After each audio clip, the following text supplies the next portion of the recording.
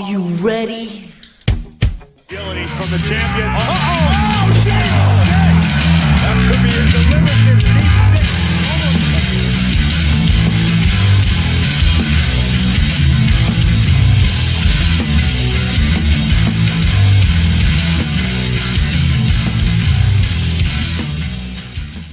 This is episode 140.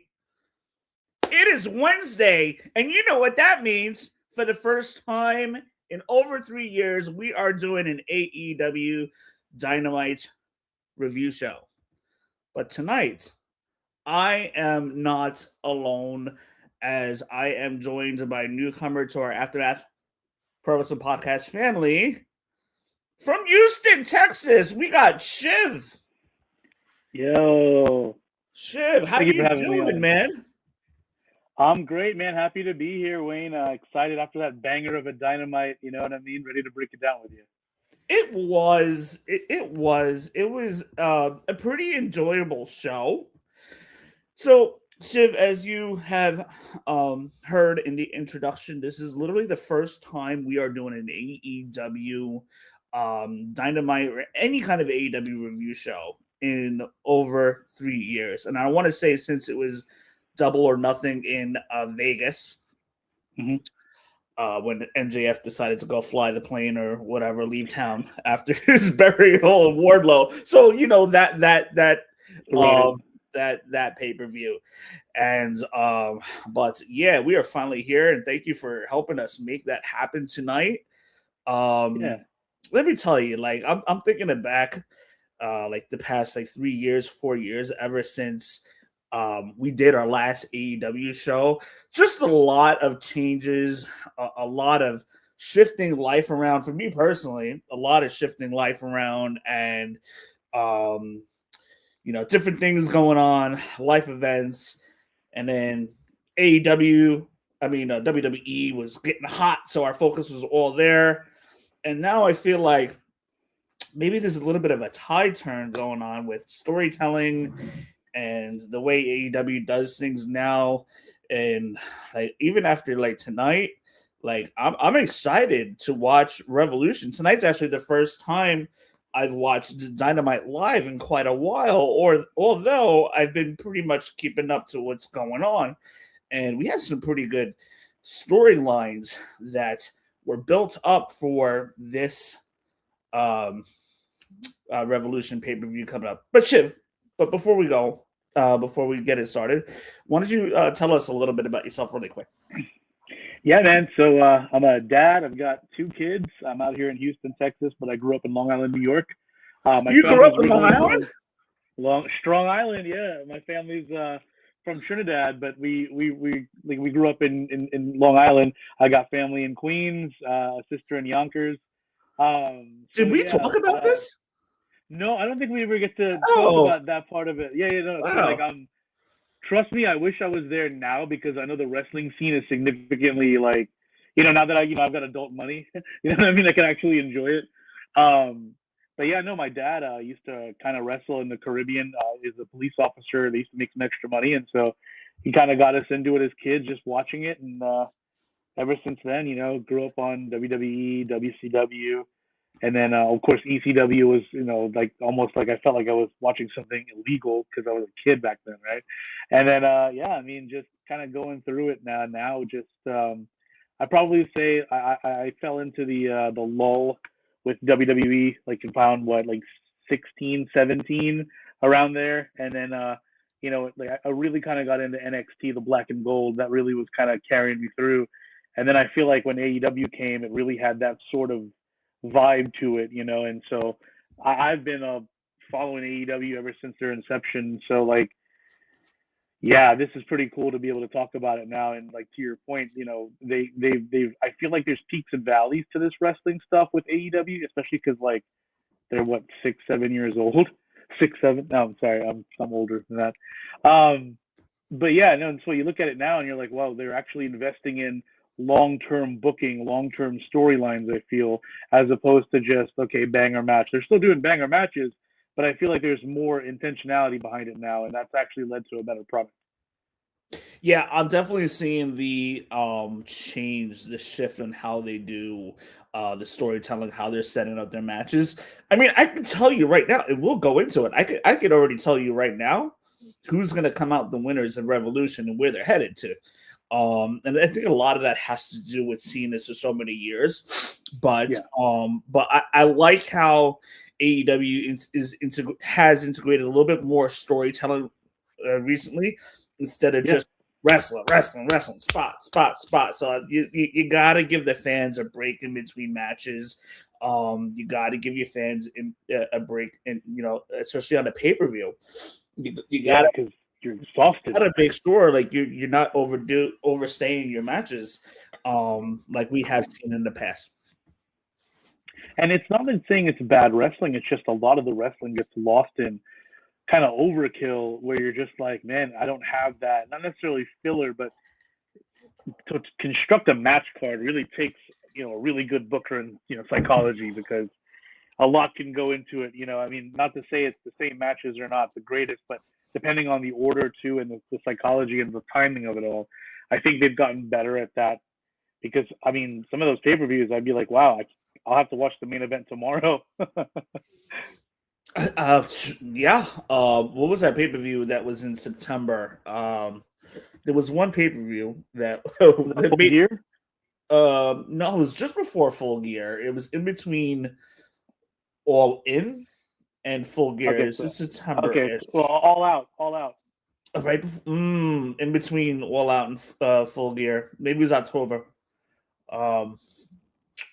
Uh, but anyway, the pay-per-view went on. It was like 12:15. Pay-per-view started at 8.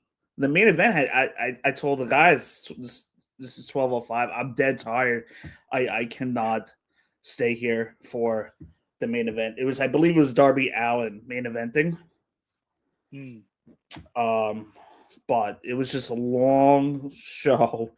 And to your point, that's one of those pay-per-views where I had to watch the rest of it like the next day because I had to leave. I was done. I was tired. And it sucks because you're gonna check your phone and then you're gonna see an update or something, and then you're just like, oh god, this ruins ruins it for me. No, absolutely. But anyway, tonight is the first time we are talking AEW Dynamite. We had 2 big stories I really want to hit on. But let's start hot tonight because we got some people watching. Those of you guys that are watching, make sure you hit that subscribe button, comment. If you guys watch Dynamite, we want to hear what you guys thought of the show. So I'm gonna skip. Let's skip all the way down to the 9 o'clock hour. And we had Hangman Adam Page, and he had challenged MJF to a Texas death match, where he threw in the caveat last week that if he loses this match, he will never, ever challenge for the AEW title again. Sound familiar? Anyway. Yeah, it does. It sounds like wrestling has more than one stipulation. You know what I mean? No, it's, I hate that stipulation. I don't know why it's being put in here. I get it to further the feud, but it sucks. Yeah, I mean, so it's like, all right, this could go one of 2 ways. I mean, if Hangman loses, he can never challenge for the world title match, kind of like a la Cody Rhodes from like 5 years ago, and or Hangman Page wins the title. So MJF basically is talking to Hangman tonight in the ring and says that he's brave and bold to have made the offer last week, and that while he's brave and bold, that he's not a historian, and he also hints to the fact that he ended someone else's career of challenging for the title. So he was alluding to Cody Rhodes. Without mentioning his name. I think MJF should have dropped his name. That would have been pretty funny. I would have popped. Oh, yeah. For sure. I mean, that's one of the ones where it's like, because that storyline was, I mean, and to think now, okay, well, now Hangman, I know you said you could kind of see where it's going, but does Hangman beat MJF at Revolution? I mean, I mean, Texas Death, I was at All In, seeing him and Moxley go at it in Texas, and that was awesome. But, I mean, is this his version of, like, the demon Finn Balor? Like, this is his I can't lose match type stuff, man? Could be. MJF says that he proposes this is funny. MJF says it proposes that in his pocket MJF has a quarter and that he is gonna flip it for the stipulation. If it's heads, MJF gets to choose the stipulation that it's a one-way DQ match, and then if it's tails, then Hangman gets his Texas death match. So MJF is continuing to egg Hangman on to agree to this. Are you a cowboy or a coward? Hangman agrees. Hangman also wants to make sure that MJF understands what he is doing tonight, what he's agreeing to, and also basically Hangman tells MJF that the Texas death match is gonna change him for sure. Hangman says if he can't beat MJF, then he doesn't deserve to be in the championship. There are a lot of other words thrown around and stuff, but so MJF flips the quarter, heads is flipped. So this was kind of like a little sus anyway. Heads was flipped. MJF gets his way, or so he thinks. Right. Hangman demands to look at the quarter, and as MJF is escaping out to go up the ramp and out to the locker room, he is blocked by Brody King, Jet Speed, and basically MJF's like, oh no, I don't want to do that. And then Tony Khan's like talking to Shivani's ear. Shivani makes the announcement that due to the quarter being fraudulent, that MJF flipped, that this match is now going to be Texas death match. So I laid it all out there for you. What did you think of this segment? I thought it was great in terms of just so the loaded quarter, if you will, is such a heel move, a classic heel move, I feel, and it was presented in such a way, and MJF was able to finesse it.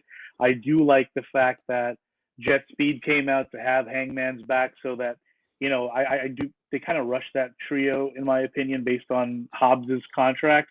But I like that they kind of had his back there. And then when he tried to go the other way, you saw Big Brody King and, of course, Bandito backing him down there, too. That was kind of, it was comedic, but it was also serious as well. So it kind of gave you a little bit of, a lot of entertainment. MJF, any advantage he can. I mean, whether it's the Dynamite Diamond Ring or just kicking you in the nuts, man. I mean, I feel like that's kind of his game. And I think it's funny that TK kind of buzzes into Shivani almost kind of like the old Raw general manager. So that's kind of funny to see that as well too. I think Hangman does a good job. I like his promos, but I do feel like I do feel like they need to get a little different here. I feel like it's kind of the same sort of stuff. Now the stipulations and stuff will make it intriguing, but I'm curious to see really how they pivot to from there because they got about 2 weeks before Revolution. Yeah, March 15th. Can you believe we are 3 days away from the end of February? This month just flew. I feel like I just said Happy New Year. Right. Revolution is in basically 2.5 weeks. And then a month after that, we're just a month out. It's WrestleMania. See, I'm ready. Yep. Yeah, I mean, come on. It's been cooking. Right now is a great time to be a wrestling fan. Yeah, it is. It is. So we're going to swing back to the MJF Hangman dynamic of this show because I want to get to some of the other stuff really quick. I want to talk Swerve too as well, and then we're going to, at the end of the show, we're going to merge and do a little long-term booking.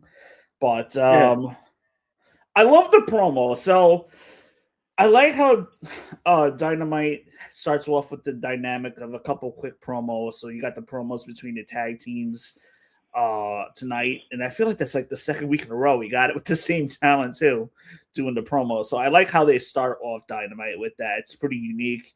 And we also see the promo of FTR and Young Bucks, and basically they're building up for later that night in their future match coming up in a few weeks.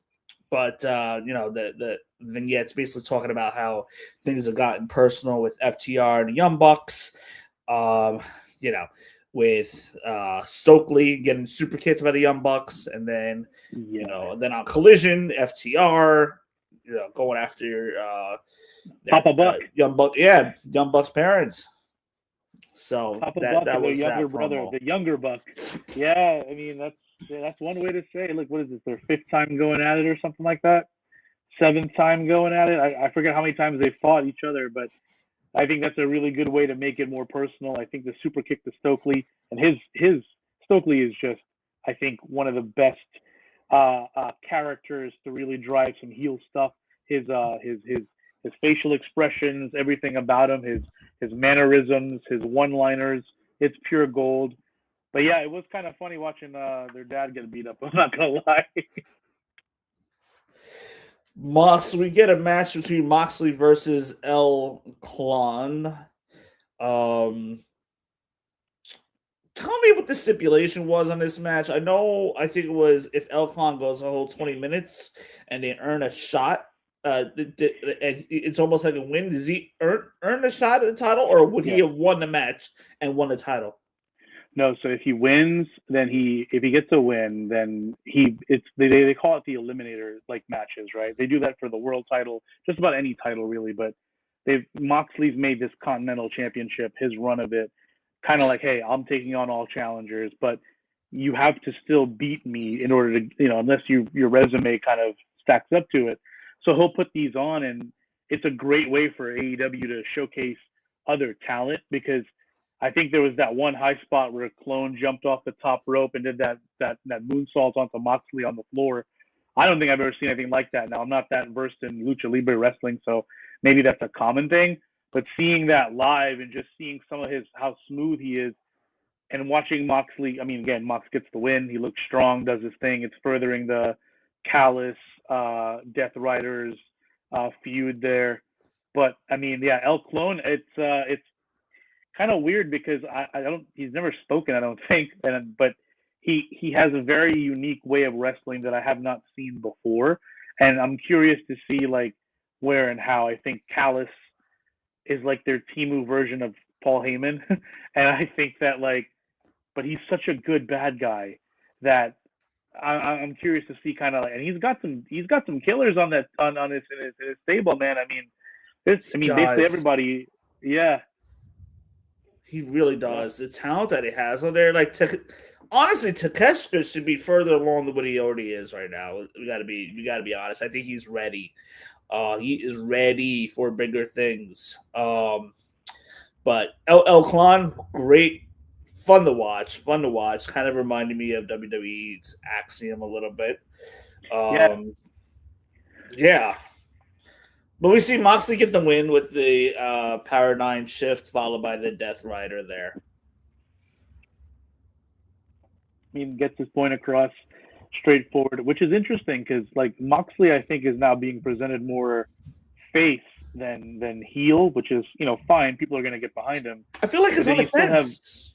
But then you still have Wheeler Yuta and Marina being booked still kind of heelish, and so it's okay, well, that's kind of an interesting dynamic. And I don't know. I think he thrives maybe in the in-between, but I'm curious to see, because to your point with Takeshita, they're building that Okada-Takeshita thing big, man. There's so much jealousy there. And so even Okada trying to butter up Kyle Fletcher with this proto-Okada thing, knowing damn well that Fletcher and Takeshita are proto-Shida. So they have that whole thing going on. So I don't know. I don't know. I don't think Takeshita beats Moxley. I think that they do something with maybe them feuding for Okada's title later on. But right now, I think it's Moxley winning just makes sense, right? And then furthers their Callis Death Riders feud. I feel like we're eventually going to get that Takeshita and Okada match hands down, and I feel like it probably might be at Double or Nothing. That's, if I'm not mistaken, that's in April, New May. York. Yeah, that's coming. Oh In New yeah, York. yeah. Oh, yep. That is New York. My head hasn't, like, I heard the announcement last week that it was gonna be New York, like 2 weeks ago, but my head honestly hasn't circled back to it. So I actually totally forgot about it. Yes, New York. I think it's very possible. I can't see them dragging out this storyline all the way until the end of this year. But we're gonna skip the Swerve segment from now. We're gonna circle back to it, and everybody who's watching is gonna see why. Then we get Brody King later on. He's on camera. He says that he has a problem. With MJF saying he's the most. Was it MJF? No, Swerve saying he's the most dangerous and that he's next in line as he prepares for Mark Davis. So we do get a match with Brody King and Mark Davis, and not a whole lot to talk about here, really. But all I know is that these guys were slapping the crap out of each other. This was a car crash. Brody King wins with the lariat, but this was back and forth car crash. How did you like this match? AEW is big on the whole meat thing, the meat chants and the meat slaps and all that. This furthers Brody King. It makes him even more monstrous looking because Mark Davis is a big old boy, and he's not a slouch in terms of wrestling. When he and Kyle Fletcher are part of the the United Kingdom or whatever it was called, or Aussie Open or something, they had a great tag team going, and they forget that, with his injury, Fletcher kind of, got pushed to the moon because rightfully so, right? But Mark Davis can really go. And so when you have Brody King, which, with the political stuff aside, like they were kind of keeping him off camera and stuff, just to try to work around that. Now he's back, he's got some momentum, he's got some buzz. I feel like that's a good way to kind of boost him up. I'm curious though with him and Bandito, where and how that works out. I'm thinking somewhere along the line he turns on him, Brody King, that is, because obviously a big dude like that just screams heel to me. But yeah, he's got a great look, he's got a great presentation, he's believable. And I think the match did its purpose, kind of positioning him strong, and then kind of going back to the "I'm the most dangerous man" in AEW thing. Hey, I wouldn't want to be in one of those matches, man. I'd probably tap out. Oh my gosh, yeah, you ain't kidding. King once again calls out Swerve. He demands Swerve to look into his eyes and tell me I'm not the most dangerous man in AEW, and he challenges Swerve to a match March 15th in his backyard. We know this is where they're headed, but Swerve didn't give it a definitive answer at that moment, but we know where this is headed. But then that segues into Bandito taking the mic and also saying that he wants a fight, and then Andrade comes out, and him and Bandito, Andrade and Bandito, that is, are having a face-to-face, and it looks like we're definitely going to get that match just based on the body language of them pointing at each other and stuff. That is going to be a banger of a match. I'll tell you, man, watching Bandito this last year and a half, almost 2 years maybe, his run in terms of just wrestling, I'll be honest, I was vaguely familiar with him in Ring of Honor, but I didn't know this guy could go as much as he can go. He puts on just amazing match after amazing match, and then I feel like Andrade, ever since he left and came back and left and came back and left and came back, he's been on this great run in the world title scene, even with the House of Glory stuff with MJF, kind of hovering in that picture. I'm curious, does he go after Bandito's Ring of Honor world title? Do they finally start maybe making something of that? Andrade, I think, is positioned as a top. Again, we talked about the stable that Don Callis has. You got him, you got Alexander, you got Hechicero, Takeshita Okada.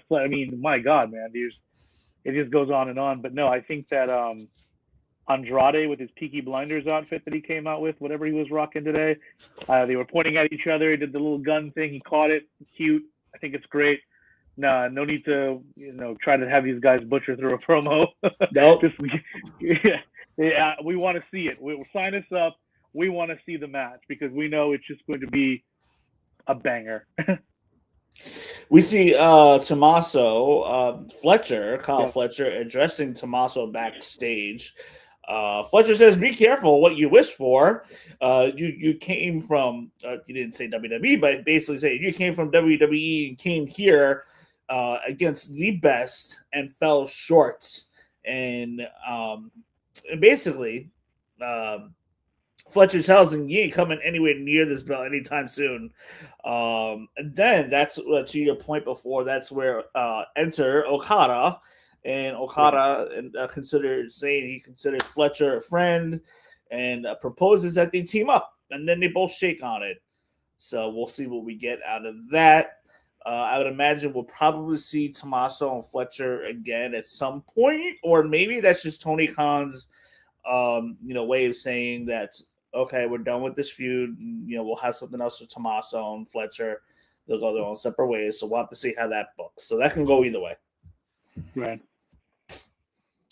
The main event, and then we're going to circle back to MJF, Hangman, and Swerve and how that's all going to tie in. We had the Mile High Madness, and oh my gosh, there was a lot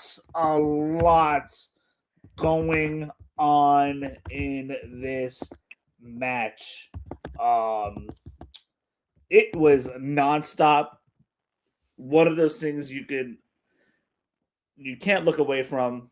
Here I am trying to edit for tonight's show, and I'm like, oh man, I can't miss a second of this match. What did you think of this match? I thought it was a lot of fun. This is like Anarchy in the Arena, basically. Yeah, it's totally Anarchy in the Arena vibes, and I mean, I think I was at Double or Nothing in Vegas when they had the Elite going up against, I forget who it was, but this was back when the Elite came out to Wayward Son. But like when they were fighting, was it against Jericho's crew? Maybe it was either that or it was like the BCC. I can't remember who this was. I'll have to look it up, man. But yeah. I just remember the music was going and they were just brawling and it was just amazing. And then it was kind of cool because it's like the soundtrack to it. It wasn't the same match that Omega grabbed it and said, "Hey, can we play something else?" And then they played Bodies. It wasn't that one, but that's kind of the feel to it. Anytime you're at an AEW show and Jack Perry's music hits and it's that, everybody goes. I mean, from the kids to everybody. I mean, sometimes that's really all you need is a good theme song, and you're made, brother. I mean, theme song's a big thing. Can really give you a big push. I mean, when AJ Styles changed his back from They Don't Want None to whatever his heel run was, people hated it. I was like, no, take it back. His aura, you know what I mean? It's a tough thing, but no, those spots were awesome. I liked that. I mean, you were in the crowd, no matter where you were sitting, you feel like you've got to see a part of the show, right? They were fighting up the stairs and everything. I think that was kind of neat. The spots were always kind of hard to follow sometimes too. I think it might be the ADHD on my part, but I'll be honest, it was definitely a lot of action. I don't know how these guys do it, man. I mean, Ricochet, his team too. I mean, they're all. I mean, Toa Leona is a big old boy, and when I think it was Jack Perry, he just basically knocked him over the side railing over there by the timekeeper spot. That just looked gnarly. But yeah, a lot of action. How did you enjoy it? I love that, man. This match was all gas and no brakes, really. I mean, they wasted no time starting this match, which was cool when they realized, okay, it's 9:52. The show is technically supposed to end in 8 minutes. We got to get this match going.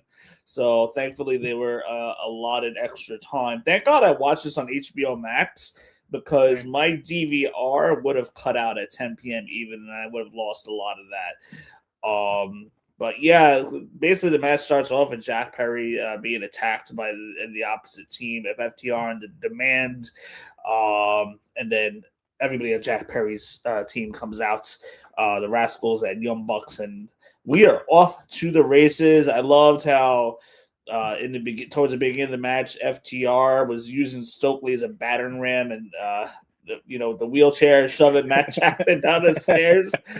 I was like, that was man. such a good spot, man. That was funny. At some point, this match looked like a war zone, like with the smoke in the ring. I looked down for a second, so I didn't really catch what that was. I just remember they were chanting for another table, and then they were able to acquiesce to the fans. And anytime, the fans were literally, they weren't just chanting table. This was another table. Like they wanted one last table, and they were able to get it. And then Excalibur asking, "You shall receive." It was perfect. I mean, hey, you ask for something, they do it, man. As a fan, you got your money's worth. I didn't see what caused it too, but I was hard to track some of it. I was just dancing to the music. Yeah, I love the part where Leona took a 5-way super kick. I thought that was really cool. Jack Perry going through the table as he almost had Leona up in the pile driver, and then Leona just did a back body drop. He almost missed the table. But he got it. I mean, it looked sick, but I was like, yikes! I'm sure he's gonna feel that one tomorrow. There was a lot of good spots with Ricochet tonight. How about the Rascals with the Spanish Fly and Ricochet through the table? Man, I mean, watching these guys go, having the Rascals to be able to mix it up with a guy like Ricochet, who literally is, I mean, can do just about everything, right? And the fact that he's so disliked in AEW based on his character being so annoying, I feel like this is a good spot for him to be in. But when you look at that team, the Bucks, the Rascals, Jack Perry, I mean, these are a lot of athletic, acrobatic, like you're going to see a lot of high spots, right? And then you've got the contrasting styles of FTR, that's more, was it no flips, just kicks or whatever, and or fists. And then, you've got Leona, a big bruiser. You've got Clon, who just looks like $1 million. And then, of course, you've got the bald bandit, if you will, and then Ricochet. Yeah, Ricochet. I feel like Ricochet he really has found a home in AEW. Like I feel like he's a better fit for where he is now, and he's slowly elevating himself for maybe possibly either moving up through the ranks of AEW, or he's making a better name for himself right now for, who knows, a possible return to WWE. We'll see. But I doubt that based on Samantha Irvin saying she ain't going to want to go back. But Samantha Irvin must have been sitting in front of her TV tonight and just praying to God. Cool spots. I mean, Ricochet really carried this match. Yeah. We saw the Spanish Fly. We saw Jack Perry, powerbomb Leona through the table with the helps of the Young Bucks, super kicking Leona. Wheeler, another spot with Wheeler went flying through the table onto the outside. And then last but not least, the last note I really have on this match was Jack Perry beats Ricochet with the flying knee as Jack Perry was catapulted to get the win for his team. So I'm excited for FTR and Young Bucks, and so that's the takeaway. These are some of the takeaways I got out of this match. Really good match, really great way to end the show. It was a fun match. I really have nothing more on it. Anything you'd like to add to that before we move on? I think the stillness of Jack Perry picking up another win over Ricochet, furthering the fact that he's kind of getting under Ricochet's skin now. Like I'm not sure if Luchasaurus is on the shelf or what the deal is, but are they building towards Revolution? Is this one of those things where I know Tony Khan likes to throw in like a Grand Slam or like a random Dynamite-esque sort of big fight feel. I could see that being a thing too. It's going to obviously lead to Perry versus Ricochet, in some capacity for that national title. And honestly, I still think Ricochet needs to carry it a bit because, to your point, there was a lot of spots and he carried that main event for Tony Khan to really put a lot of trust in this guy that hasn't really been there that long to do that. He really is kind of working himself through the ranks. I think this style fits it better. I mean, he could do anything. I mean, I feel like better booking in WWE, and he could be significantly better now versus then. But I think that I think Jack Perry, because I mean he had to basically go away too after the CM Punk stuff, right? So now that he's kind of back, and the Bucks are kind of going back to their, hey, we're super kicking everybody again, and we're back to wearing the Rockers-esque sort of get up, right? Like, we get it, yeah, it's cool, but no, I think that's something to look at too, to kind of further their storyline. But I don't think now is the time to get that title off of Ricochet. He's got a little momentum. Oh yeah, 100%. We won't spend a whole lot of time on this match. There was a lot of matches tonight. Like I must say, like I'm honestly not really quite used to that in a 2-hour span, because sometimes we're lucky if we get 3 matches in 2 hours. We had on the WWE side tonight, we got 6 in 2 hours, so and that was pretty impressive with good storytelling in between. So I felt like this Dynamite was a very well paced show. Women's tag team title match, Mega Bad versus the Babes of Wrath. I'm curious to see what happened with Penelope here. She's down. The match is thrown out because Lena Cross interferes. She didn't want Megan Bayne to be out there alone while Penelope was down against Babes of Wrath. So Lena Cross interferes and decks Willow. So that match is thrown out. Babes of Wrath get the win. The story here, though, is Lena Cross interfering and Penelope's down. I didn't see any X thrown up in the air. I don't even know if that's an AEW thing, if they do the X like that. No, yeah, they will do that too. I think that's kind of like their, I don't know if it's universal or not, but I don't know what happened. I know that like it ended, it didn't seem like that was supposed to be like the thing, but I don't know. Lena Cross is, maybe they set something up with her and a Willow for the TBS title. Who knows? Because I mean, I feel like Penelope, she's been hurt before, and that's why they had to put Marina and Megan Bayne together in the tag tournament. Yeah, so I'm not saying that, I never want to say someone's injury prone, because stuff happens, right? But like I don't know if they would, maybe because Megan Bayne, dude, she's a star. She looks the part, right? And I think that given the right stuff, I mean, I don't see why not. I mean, maybe they tee her up with Lena Cross. I feel like that would just be doing them both a disservice. But yeah, I mean, I will say though, my 9-year-old daughter, when she went to Collision with me, all the stuff, she came away loving Harley Cameron. She was so thrilled. When the next time we went back, she made a Feel the Wrath sign. She just thinks that she's just a girl's girl and all that. But her wrestling has gotten them almost like Maxine Dupree. It's fun to see the improvement, because you kind of want to root for they got all the personality in the world, but do they have the wrestling ability to match it? And now that's kind of cool. But yeah, no, outside of that, we'll see where they go with this. But I don't know if Penelope's hurt or not. I have to check the internet. Yeah. You know who I usually wait to spill that news is Sean Ross Sapp from FIFO. Yep. Because I feel like if he announces it, then it's official. I can't really go by all these IWC websites, but it's something didn't look right, or maybe it's just a story. I didn't see any like sense of urgency by like referees or anything like that. So we'll have to see. We had the Jet Kevin Knight versus Mansoor. Mansoor being on my TV was kind of a surprise to me tonight. I didn't really realize he was in AEW, to be honest. And he looked great. He was fun to watch for that 5 minutes. You're right. It was a short match, but I feel like they got a lot of spots in. It made Kevin Knight look good, right? Mansoor, him and Mason Madden, them teaming up with Johnny.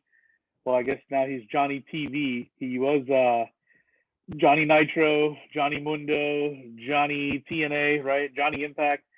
But no, Mansoor looked good. I mean, I think this was just really kind of filler for Kevin Knight to look good. He hits his UFO splash, looks good there. He gets the win, cuts a little promo afterwards, talking about how, he's not just the future, he's the right now. Great line.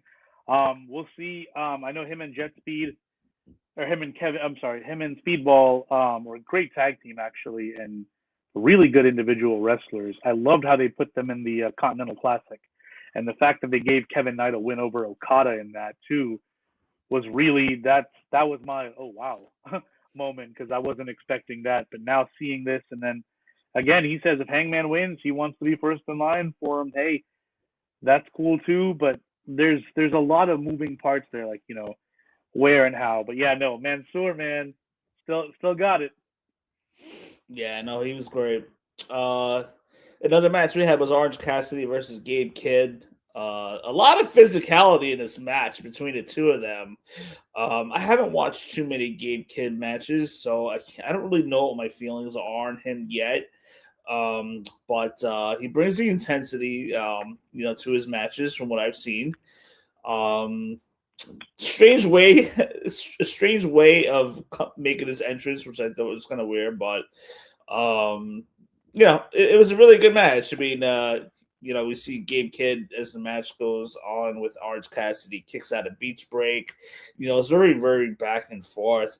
Orange going for the orange punch, but then Gabe puts the ref pulls the ref towards him in the way of Orange Cassidy.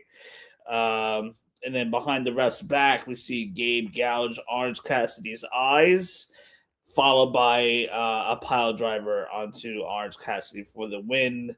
Then we see Connors come out, and they're both beating up on Orange Cassidy at this point. And then we see Darby Allin come out for the save. Darby coming out for the save. Him and Clark Connors and Gabe, they were in this. I know Clark Connors and Gabe coming over from New Japan. They when Gabe came out, it has them. It said the little faction of it was the Dogs, as opposed to the War Dogs or anything Bullet Club related over there in New Japan. So I don't know if Finley is over or not. So that's kind of curious. But when they came here, they targeted Darby. Gabe Kidd, I'll say I wasn't really too up on who he was and stuff. But the first real match I watched of his was him and Omega at Wrestle Kingdom.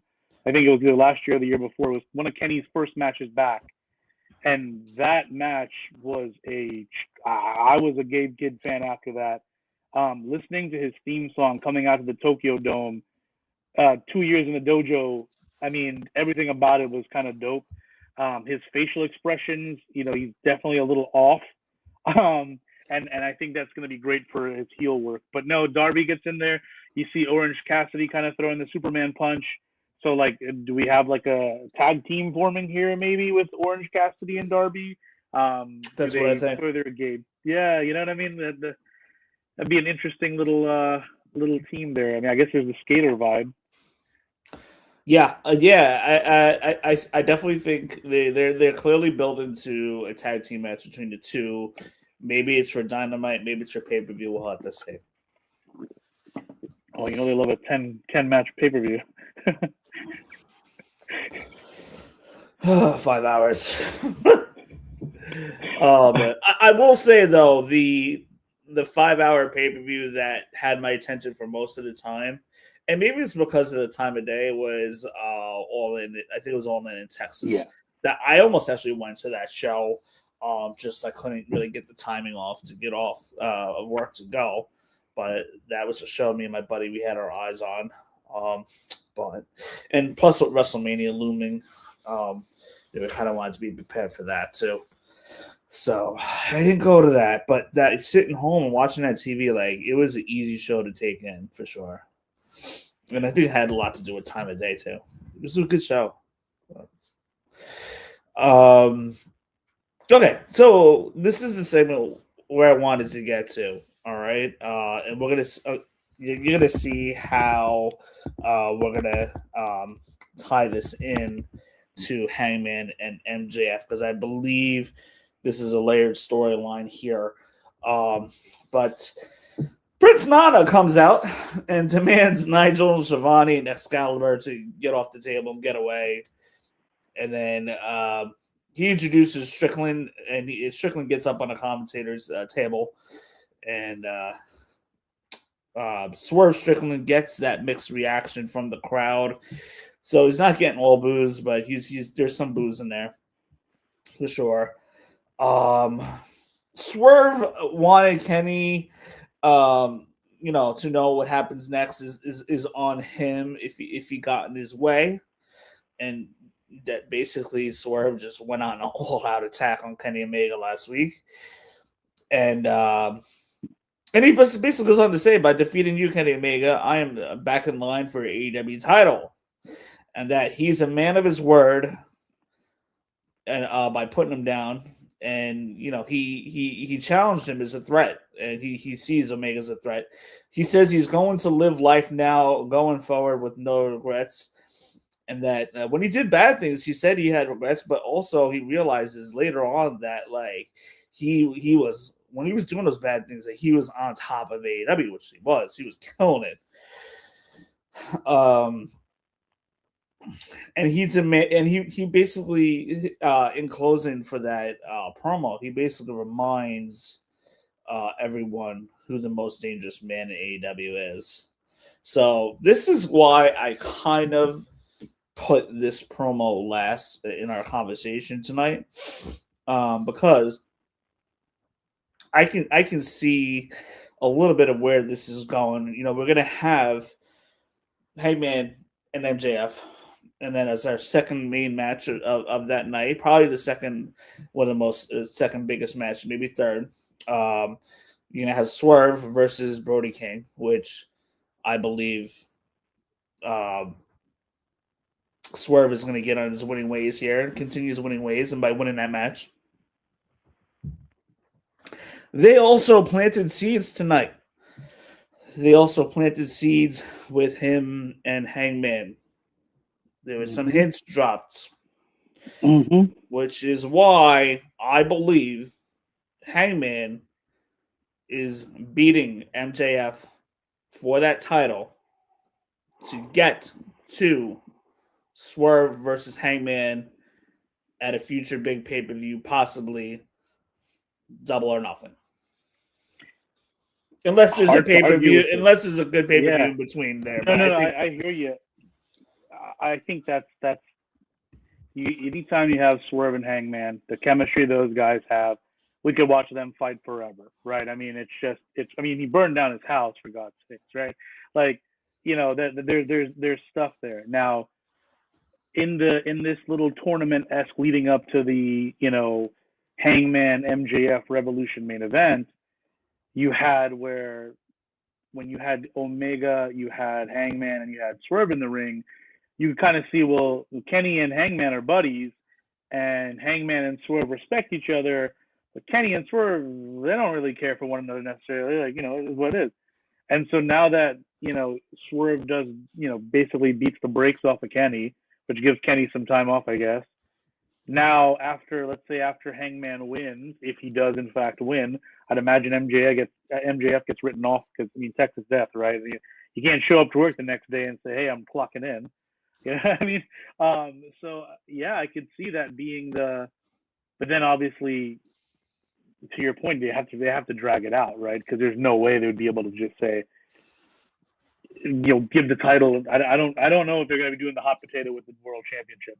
You know what I mean? But that's see, I actually think MJF beats Hangman, but that's. So here's the thing: Hangman's in AEW for the long haul. I haven't heard any contract rumors or anything like that. If he's in Hangman, if he's in AEW for the long haul, he's part of your main event scene. He's 29. He's not going nowhere. I can't see Hangman never being able to challenge for the title again and have a whole nother scenario like you have with Cody Rhodes. No, I agree. I guess my thing is that there's some, because they keep alluding to this, right? All throughout MJF's tenure, is that he wants to be loved. He wants to be liked. He's really sort of a good guy, but because people have bullied him or being kind of whatever to him, that's why he is the way he is, type stuff. And it was kind of like that being, built up with Adam Cole and him during their run. He was a face during that time. He was over, brother. They were loving MJF. I'm wondering if he wins and then later on down the road somewhere, he turns face and relinquishes Hangman from this stipulation. You see what I'm saying? Like, I mean, that's very, very, very, very unique. I get that. But, you don't do a hair versus hair match without someone getting their head shaved. Otherwise, what's the point of bringing it up? You know what I mean? So, I don't know. When Cody lost, they brought up the TNT title, And it's like, okay, well, he's just going to win that, which he did. But then now there's so many championships that the TNT title is, I don't know the purpose of it. It's like the TV title. It's like AEW's version of Intercontinental. Then you got the Continental title. Then you got the national the title. International title. That's they got to merge that and never divide those titles again. Like really, there are so many belts across all these companies. It's crazy. You got the trios. Like it's the way to do that with the men's and women's TBS, women's champion, men's TBS, men's national, men's continental, AEW title. It's getting ridiculous. It's like we got it. Like they gotta make these championships worth something. Like on WE, you got the speed, the men and women, the North American, and the U.S. men's, U.S. women's, and it's continental, intercontinental. Yeah. It's a lot of belts to go around. It's like over 40 championships. It is crazy. And that's the thing too. So I agree. I do feel like there could be some simplification there, but then, then you have situations where you have your talent feeling like, well, I'm not being utilized or whatever. And I feel like now it's a lot. Everybody's worried about their place. Not saying they weren't worried about it before, but I don't feel like it's like, hey, I'm clocking in, putting the boys over, and then we're getting pizza and some drinks after. Now it's, a little more guarded, so they have to start creating these fugazi belts and titles just for people to feel nice, I guess. I really don't know. Yeah. I'm sure Mansoor was happy just to be on TV. 100%. Well, we have a busy weekend. We're going to wrap it up right here. We have a busy weekend coming up. Possibly might do an Elimination Chamber prediction show, but maybe not, because those of you guys that are watching, if you go back to our show that we just did 2 days ago, covered Monday Night Raw, we basically did Elimination Chamber predictions in a nutshell. We will be back Saturday night for Elimination Chamber post show. Me and whoever, me and Bash will be back next Monday night. Cover Raw, a very important Raw, because that is going to be the first Raw headed into Mania, as Elimination Chamber is the last stop headed into Mania. So I'm excited about that. In between all this, we have Revolution in the middle, smack in the middle, to kind of like whet our appetites along the way. And I think I heard that there was a Saturday night's main event coming or something. But anyway, it's a lot. There's some stuff to get us through the next month and a half. But with that being said, Shiv, thank you so much for hopping on tonight. We can't wait to have you back on. Those of you guys that are watching will announce next time we do another AEW post show, probably in a couple of weeks, as we start getting the ball and the cog going with that. But we will be back this weekend, all things WWE. Those of you guys that are watching, thank you so much. Shiv, I have to do this one last thing, though. I got out of order here. Any last comments, thoughts about this week of wrestling that we saw with AEW before we go off the air? Man, I think my biggest thing right now is the uncertainty around like what happens with Swerve, because you touched on it earlier, the kind of the in between, some of the booze, but there's some of the chairs there, because he kind of has like that thin line of like I'm not quite a good guy or a bad guy, but you can tell he's leaning heel when he's saying, oh, because I beat one of your favorites. And stuff like that. And so Prince Nana was pretty much heel. Nana, yeah. Oh yeah, man. Nana's a great heel. But we'll see. I'm curious to see kind of where they go from there. How they drag out the MJF, Hangman Paige storyline. I'm sure they'll do some sort of contract signing table situation. Security guards, something to that effect. But no, yeah, that, and then obviously with this Brody King Swerve thing, because there's a lot of stuff there. I will say it's the best thing about being a wrestling fan. It's not like it, in other sports when it's just like, okay, the same two teams are playing in the Super Bowl. every single year. You know what I mean? Where it's like now it's like, wow, who knows where they could go? To your point, Hangman wins, then you have Swerve. I was thinking MJF wins, and then you have maybe Andrade or somebody else. You know, who knows, right? So.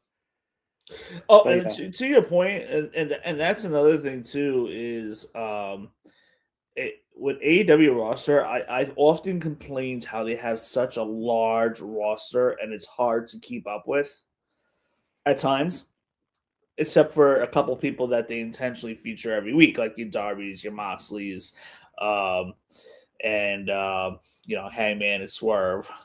So they've done a good job of featuring their main guys, but at the same time, the one benefit of having such a large roster is you can really mix it up from week to week in between with all these filler matches that like I feel like WWE, even though they have more airtime, they have I think from what I've noticed, they have a little bit of a smaller roster because sometimes we tend to get repetitive tendencies every week.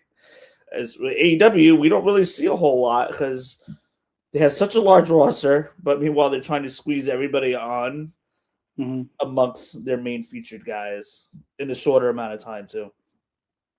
Yeah, that's just what I've noticed. Absolutely. I appreciate this, man. It's really fun.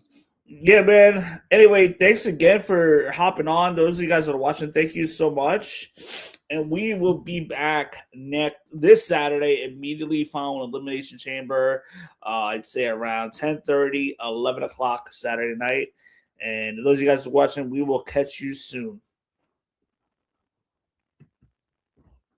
Agility from the champion. Uh-oh!